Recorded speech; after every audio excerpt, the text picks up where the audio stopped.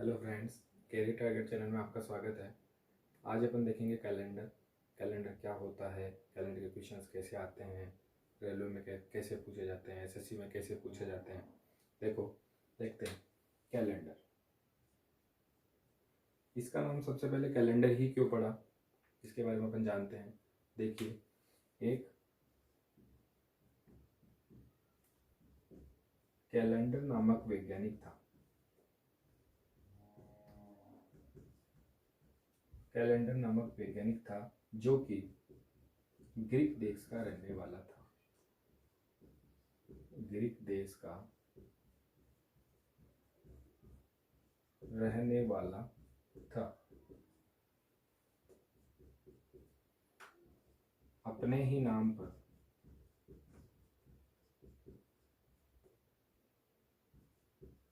Calendar का नाम रखा।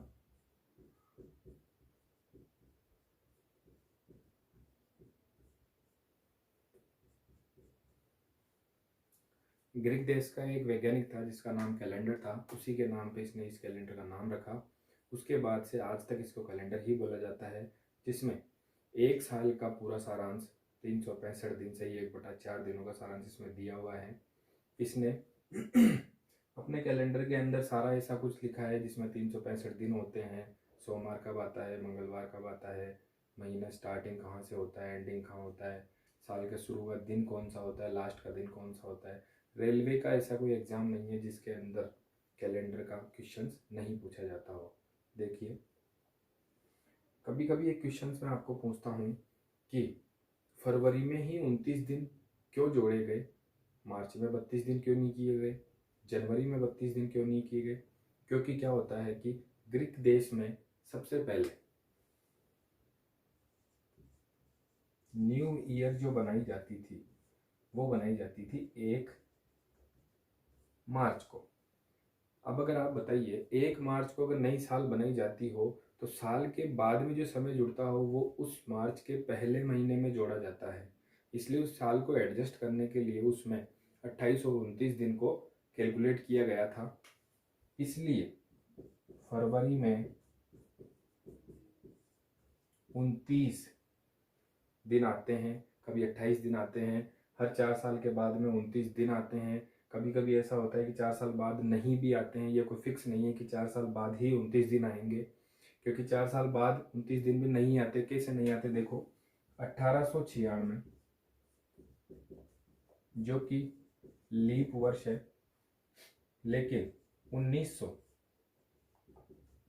लीप नहीं है, लेकिन 1904 लीप वर्ष है।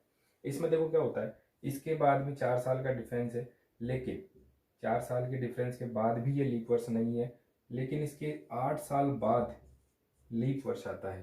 तो ये मैं फिक्स नहीं कह सकता कि हर 4 साल बाद ही लीप वर्ष आता है। 4 साल बाद आता भी है और नहीं भी आता है, ये कोई फिक्स नहीं है। देखिए, इसके बाद इस कैलेंडर नामक वैज्ञानिक ने अपने कैलेंडर में साधारण वर्ष भी रखे थे, लीप वर्ष भी रखे थे, अधिवर्ष भी रखे थे, शताब्दियां रखी थी। तो वो कैसे कैसे होती है, देखो सबसे पहले तो जो कैलेंडर है उसमें 2 तरह के वर्ष पाए जाते हैं।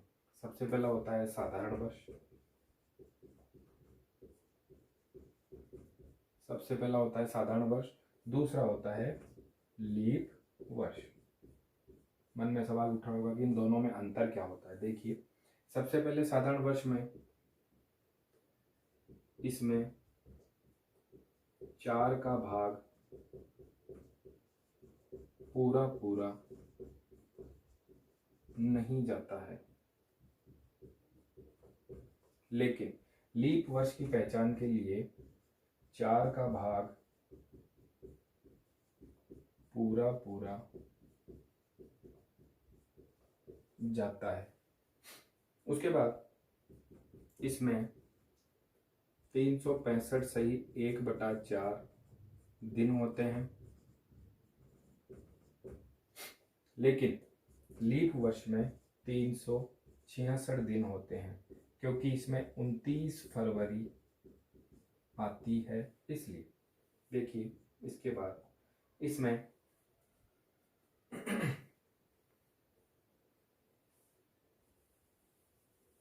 कभी कभी परीक्षाओं में क्वेश्चन आता है, अभी आईएएस में आया था कि 365 सही 1/4 ही सही है या इसमें और कुछ सही किया जाता है। देखो कैसे होगा, इसमें 365 दिन 5 घंटे और 48 मिनट होते हैं। वेरी वेरी इंपॉर्टेंट है ये, 365 दिन 5 घंटे और 48 मिनट। इसके बाद देखो इसमें 52 सप्ताह और एक विषम दिन होता है। ये मैं आगे बताऊंगा कि विषम दिन क्या होता है। 52 सप्ताह और एक दिन होता है, इसे अपन विषम दिन बोलते हैं क्योंकि इनमें 7 का भाग पूरा जाता है, इसमें 7 का भाग नहीं जाता है। ठीक है, इसमें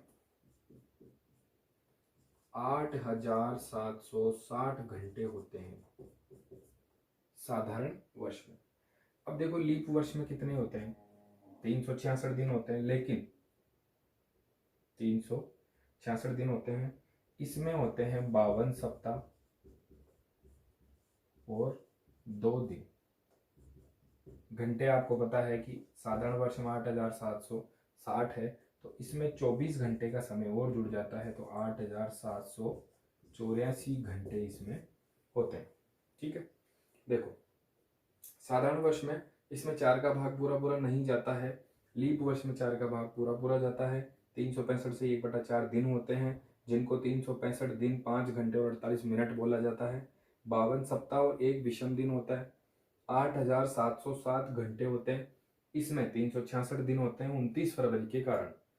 52 सप्ताह और 2 दिन होते हैं, 8760 प्लस 24 घंटे इसमें जोड़ दिए जाते हैं, तो 8784 घंटे इसका मान निर्धारित किया जाता है। देखो अब इनके बाद आती है शताब्दी। शताब्दी क्या होती है, 100 सालों का एक समूह होता है, उसे अपन शताब्दी कहते हैं, जो 100 सालों में एक बार आती है। देखिए शताब्दी 100 वर्षों का समूह,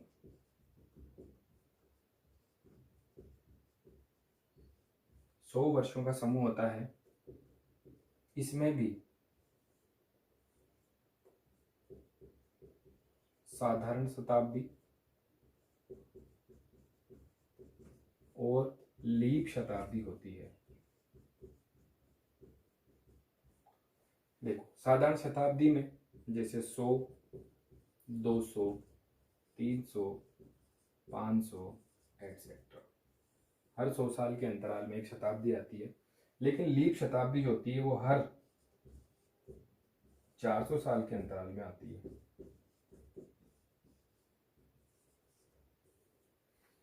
साधारण शताब्दी में हर 100 साल का अंतराल चलता है, लीप शताब्दी में 400 का भाग देके उसको निर्धारित किया जाता है कि लीप शताब्दी क्या है। तो शताब्दियां वो होती है जो 100 साल के अंतराल में आती है, और लीप शताब्दियां वो होती है जिनमें 400 साल का अंतराल होता है। जैसे यहाँ पर 400 साल है, यहाँ पर 400 साल है, ये आगे ऐसे ही चलती जाती है। अब देखते हैं अपन, देखिए अब देखते हैं अपन साधारण वर्ष और लीप वर्ष में अगले साल के अंदर किसी तारीख का मान निर्धारित करने के लिए कैसे मान निर्धारित किया जाता है। देखो कुछ पॉइंट्स हैं, मैं आपको लिखवा देता हूँ। देखो साधारण वर्ष में साल की शुरुआत, साल की शुरुआत का दिन हमेशा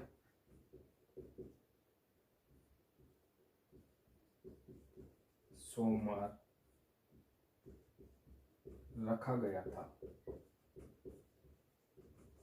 जो ग्रीक देश का रहने वाला कैलेंडर नाम का वैज्ञानिक था, उसने ये रखा था कि जब कैलेंडर बना था तो साल का प्रथम दिन उसने सोमवार रखा था, एक वीक सप्ताह का प्रथम दिन उसने सोमवार रखा था। उसी के बाद में से आज तक ये चालू रहता है कि साधारण वर्ष में जो शुरुआत होती है उसका पहला दिन कौन सा होगा, सोमवार। लेकिन उनके बाद ग्रीक देशों के बाद 1 मार्च को जब उनका न्यू ईयर बनाया जाता था, उसके बाद में ब्रिटिश आए और भारत पर उन्होंने राज किया, और उन्होंने इस तारीख को चेंज करके और कैलेंडर में क्या कर दिया, 1 जनवरी को न्यू ईयर बनाने की घोषणा कर दी।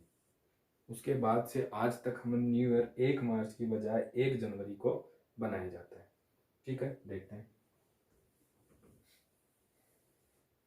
देखो, जैसे मान लो 1 जनवरी 2005 को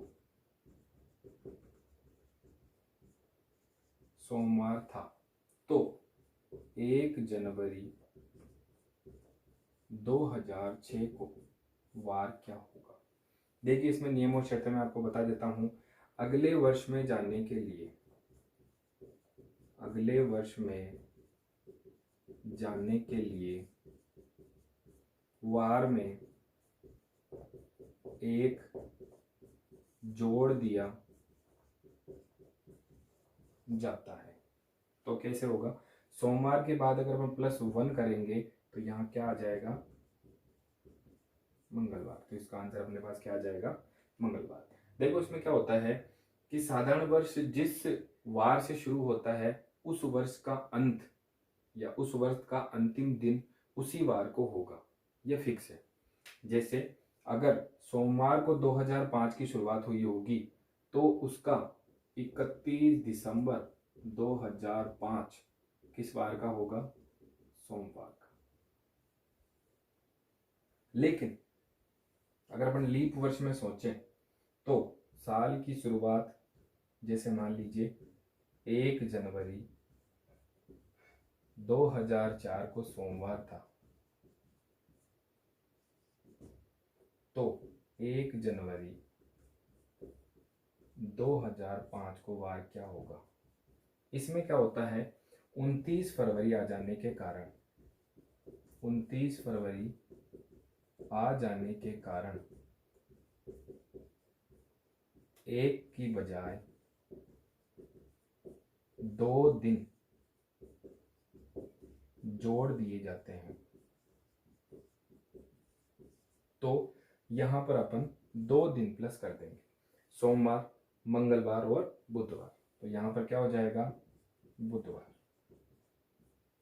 ये लीप वर्ष की पहचान करने के बाद आपको पता चलेगा।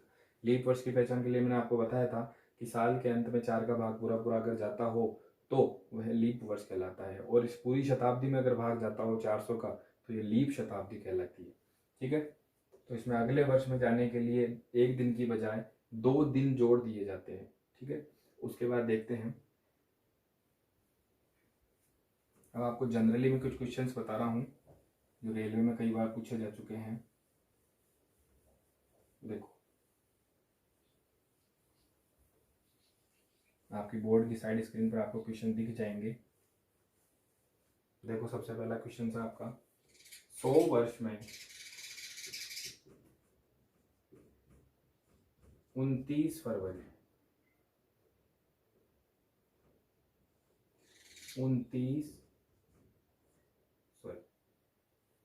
100 वर्ष में कितने लीप वर्ष होते हैं,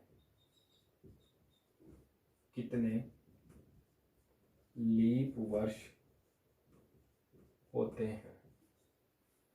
अब इसमें आपके ऑप्शंस मिलते हैं 25, 24, 26 और इनमें से कोई। ज्यादातर बच्चे क्या करते हैं, 70% बच्चे क्या करते हैं कि 4 का भाग पूरा पूरा जाना चाहिए, पूरा पूरा जाना चाहिए, वही लीप वर्ष कहलाते हैं। और क्या कर देते हैं कि 100 में 4 का भाग देकर आंसर क्या निकाल लेते हैं, 25। लेकिन वो क्या होता है, गलत होता है। इसने बोला है 1 से 100 वर्ष में। आपको एक चीज इसमें नोटिस करनी है, 1 से 100 वर्ष में या 100 वर्ष में, 100 जो वर्ष है वो वर्ष नहीं है, वो शताब्दी है। वर्ष तो कितने हैं, केवल 99 ही है। तो 100 शताब्दी है,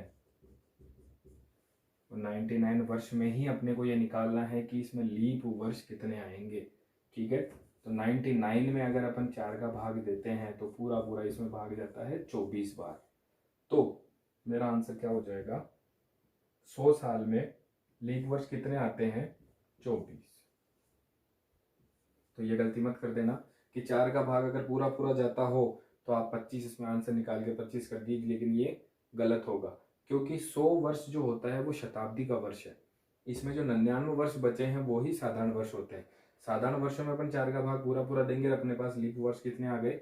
24। ठीक है, 24 वर्ष इसमें लीप वर्ष होते हैं। देखिए ऐसा ही अगला क्वेश्चन है।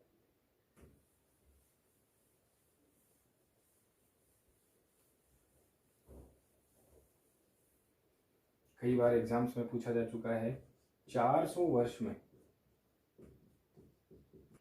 लीप वर्ष कितने होते हैं? 400 वर्ष में लीप वर्ष कितने होते हैं? देखिए 100 वर्ष में मैंने बताया था अभी, 100 वर्ष में लीप ईयर होंगे 24, 200वें वर्ष में वैसे ही लीप ईयर होंगे 24, 300 साल में भी लीप ईयर हो जाएंगे 24, और 400 साल में बच्चे क्या गलती कर देते हैं, इसमें भी लीप ईयर 24 मान लेते हैं। लेकिन ध्यान रखना इसमें 25 होंगे, क्योंकि 400 भी एक लीप शताब्दी है, तो इसकी वजह से 400 में 400 का भाग देने पर एक लीप वर्ष आ जाता है। तो यहाँ 24 की बजाय +1 होकर ये कितने हो जाते हैं? 25। ठीक है, तो 100 साल में लीप ईयर ये हो जाएंगे, 200 साल में ये, 300 साल में ये, और 400 साल में ये। अब आपको ऑप्शन वहाँ मिलते हैं 96, 97, 98, और इनमें से कोई नहीं। अब इसमें क्या कर देते हैं, 2400 साल में होते हैं तो 400 साल में वो सीधे क्या कर देते हैं, 24 गुणा 4, 96, लेकिन ये गलत होता है। ठीक है, तो अपने को ये नहीं करना, ढंग से देखना है। 100 साल में 24 होते हैं, 200 साल में 24 होते हैं, 300 साल में 24 होते हैं, 400 की जो साल आएगी उसमें 24 तो होंगे, लेकिन 400 में 400 का भाग देने पर एक लीप वर्ष और जुड़ जाता है, इसके कारण ये हो जाते हैं 25, और ये पूरे जुड़ के कितने हो जाएंगे? 97। तो अपना आंसर क्या हो जाएगा? 97। ठीक है, अगला देखते हैं। सही,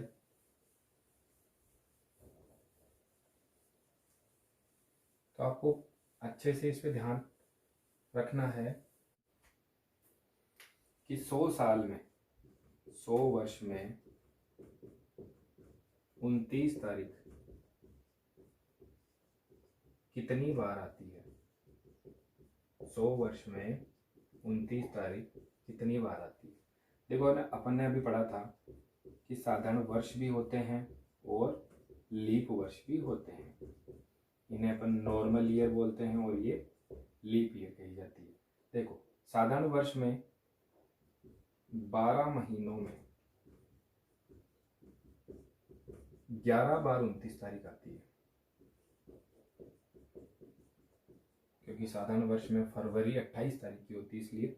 लेकिन लीप वर्ष में 12 महीनों में फरवरी की तारीख 12 बार आती है, क्योंकि इसमें 29 फरवरी होती है। यहाँ तक क्लियर है? साधारण वर्ष में 12 महीनों में 11 बार 29 तारीख आती है, और लीप ईयर में 12 महीनों में 29 तारीख 12 बार आती है, क्योंकि उसमें लीप वर्ष होने के कारण 29 तारीख बढ़ जाती है। तो अपन को पूछा है कि 100 वर्ष में 29 तारीख कितनी होगी। अब अपन ये देखते हैं कि 100 वर्ष में लीप ईयर कितने होते हैं और साधारण वर्ष कितने होते हैं। देखो, अभी पहले मैंने पढ़ा था कि एक साल में 24 तो लीप वर्ष होते हैं, और 24 के बाद जो बचे हैं वो क्या कहलाते हैं? साधारण वर्ष। ठीक है, अगर मैं 24 को इन लीप 12 बार से गुणा कर दूं तो मेरे पास 29 तारीख आ जाएगी कि 24 साल में 29 तारीख कितनी बार आती है। ठीक है, तो 24 को अगर मैं 12 से गुणा करता हूँ तो मेरे पास आते हैं 288। ठीक है, उसके बाद अगर मैं 76 को इस 11 से साधारण वर्षों के कारण गुणा कर दूं तो मेरे पास संख्या आ जाएगी 836। तो मेरे पास आ गया कि लीप वर्ष में 29 तारीख 288 बार आती है, और साधारण वर्षों में 29 तारीख कितनी बार आती है? 836 बार, और ये दोनों मिलकर कितनी हो जाती है? 1124 बार। वापस समझाता हूँ। 100 वर्ष में 29 तारीख कितनी बार आती है? देखो, साधारण वर्षों में 12 महीने में 29 तारीख 11 बार आती है। लीप वर्षों में 12 महीनों में 29 तारीख 12 बार आती है। 100 साल में 24 लीप वर्ष होते हैं और 76 साधारण वर्ष होते हैं। 24 साल में अगर एक साल में 11 बार आती है, लीप वर्ष में अगर एक साल में 12 बार आती है, तो 24 साल में 288 बार आपकी लीप वर्ष आएंगे। देखो, 29 तारीख आएगी। 76 साल में अगर एक साल में 11 बार आती है, तो 76 साल में कितना हो जाएगा? 836 बार। और अपना आंसर हो जाएगा 1124। ठीक है, अगला देखते हैं। अगर 100 साल में 29 तारीख अगर 100 साल में 29 तारीख 1124 बार आती है, तो 400 वर्ष में 29 तारीख कितनी बार आएगी? 400 वर्ष में 29 तारीख कितनी बार आएगी? देखो, 100 वर्ष में मैंने अभी पढ़ा था, 100 वर्ष में 29 तारीख 1124 बार। फिर अगले वैसे ही 200 वर्ष में, आगे 100 वर्ष मैंने बढ़ा दिए, तो कितनी बार हो जाएगी? 1124 बार। फिर अगले 300 वर्ष में 29 तारीख कितनी बार हो जाएगी? 1124 बार। अब ध्यान देने की जरूरत यहां पड़ती है कि 400 वर्ष में 29 तारीख कितनी बार आएगी? 1124 की जगह इसमें 1 प्लस और हो जाता है, क्योंकि जो 400 है वह भी शताब्दी है। इसमें मैं 400 का भाग देता हूं तो मेरे पास एक लीप तिथि आती है 29 फरवरी। तो 1124 की बजाय इसमें 1 जुड़कर ये कितनी हो जाती है? 1125। अगर आपको कुल पूछे कि 400 वर्ष में 29 तारीख कितनी बार आएगी, तो इसको आप जोड़ने के बाद आपका आंसर होगा 4497 बार।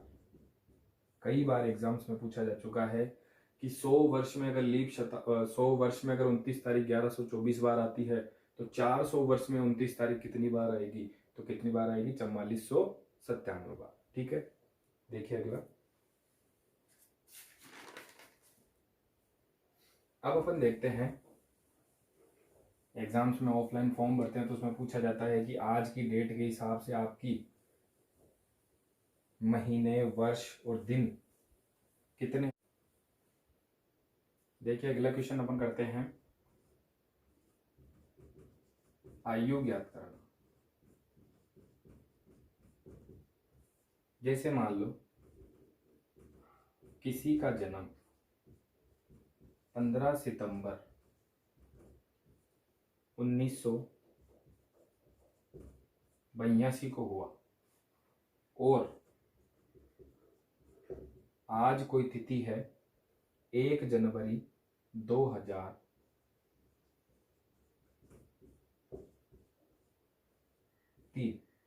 आज कोई तिथि है 1 जनवरी 2003। तो आपको पूछा जाता है एग्जाम्स में कि इस जन्म की वजह से आज इस तिथि को वह कितने साल, कितने दिन और कितने माह का हो गया। तो आप कैसे निकालेंगे? सबसे पहले तो आपको निकालनी है कि ये तारीख लिखनी है, जहां तक आपको निकालना है 01 जनवरी, 01 महीना और 2003 साल। तो ये तो है आपके दिन, ये है आपके माह और ये है आपके वर्ष। अब आपको निकालना है कि ये जो लड़का था जिसका जन्म इस तारीख को हुआ है, वो आज कितने साल का हो गया, मतलब इस दिन के हिसाब से वो कितने साल का हो गया। तो इसके नीचे से अपन माइनस कर देंगे इसको। सितंबर का महीना है, 9वां महीना हो जाएगा 1982। सबसे पहले अपन को क्या करना है? दिनों को माइनस करना है। अब आपके मन में एक सवाल उठ रहा होगा कि सर 1 में से 15 कैसे घटाएं? तो आपको कुछ भी नहीं करना, इधर से आपको 1 महीना उधार लेना है, मतलब आपको 30 दिन उधार लेने। अब आपके पास इधर कितने दिन हो गए? 31 दिन। 31 दिन में से आपको 15 दिन घटाने हैं, तो मेरे पास आ जाएंगे 16 दिन। यहाँ से मैंने महीना उधार ले लिया था, तो यहाँ पर अब कितने महीने बचे हैं? केवल 0। इधर से मैं 1 साल उधार लूंगा, और 1 साल में होते हैं 12 महीने। अब यहाँ पर अगर 12 है, 12 में से अगर मैं 9 घटाता हूँ तो मेरे पास आते हैं 3 महीने। उसके बाद यहाँ पर 2003 थी, जिसमें से मैंने 1 घटा लिया, तो मेरे पास बचता है 2002। अगर 2002 में से 1982 में घटाता हूँ तो मेरे पास आते हैं 20 साल। तो इसका आंसर अपने पास क्या हो जाएगा? 16 दिन 3 माह और 20 वर्ष। यह आपका आंसर हो जाएगा। मतलब इस तारीख तक इस साल को जन्मा हुआ बच्चा 16 दिन 3 महीने और 20 वर्ष का होगा। देखिए, ऐसा ही एक अलग क्वेश्चन और कर लेते हैं।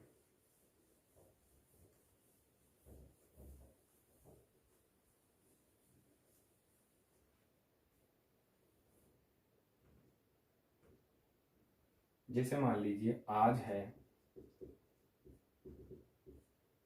4 तारीख 4 मार्च 2020 और किसी का जन्म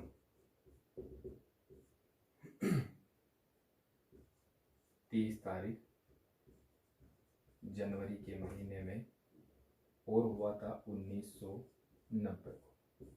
वह आज कितने साल का हो गया, या कितने दिन का हो गया, कितने महीनों का हो गया? तो देखो 04 जनवरी, फरवरी और मार्च।